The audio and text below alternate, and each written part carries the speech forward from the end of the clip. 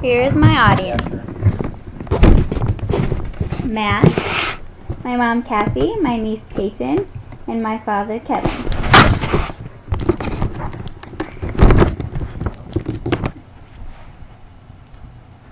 Have you ever been lying in bed at night and about to sleep and all of a sudden you hear a crack from upstairs and wonder, what was that? According to angelfire.com, paranormal activity has always been present in human life. Ghosts have been, it may always be a spooky topic of discussion amongst people all across the world. Ghosts are responsible for many different opinions, changes in history, and people all across the world being a little spooked when they hear or see something odd. Ghosts may be one of the most controversial subjects with many lies and myths involved that differ from person to person. There are said to be three different kinds of believers. The first being those who believe in ghosts. These are people who either believe they are spiritual mediums themselves, or those who believe they've had contact with spirits. This group of people obviously have no reason to not believe in ghosts. On the flip side, there are the people that deny that it could ever be possible. They claim that they are just misunderstandings of natural occurrences or inherited behaviors. According to angelfire.com, this group thinks that anything we think or do is a result of a chemical reaction in our brain, or maybe even a malfunction in parts of our brain.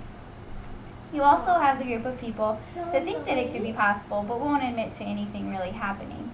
This group makes up for most of the human race.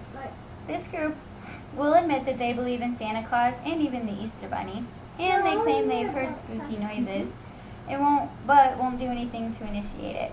Experts suggest that if you hear something or see something, try to get proof. This may mean keeping a video camera or tape player next to you at night, but you still might be able to prove something. Whether you believe it or not, theories on ghosts have for sure changed drastically over the years. Religions and writings have both contributed to the change in ghost theories. If you look back, you will notice that some of the oldest writings talk about contact with gods and souls of dead people. There are many old tales about ghosts and spirits. One of the first is Homer, in which a soul of a warrior goes to a friend and asks him to have his body properly cremated, and goes on to tell him that he will soon be dying in a battle. In another tale, a tyrant has a visit from his wife, and his wife ends up helping him find a missing object. For some reason, these tales seem to make sense. Christianity has also contributed to ghost stories. The saints mentioned are basically ghost sightings. These saints come in as good to help somebody, or as bad, looking to make something bad happen. When the church divided into a Catholic and Protestant one, the Protestants began to believe that the souls could be in heaven or hell, or could only be illusions from the good or from demons of their loved ones. While King James I was ruling, he demanded that the Bible be rewritten to his views.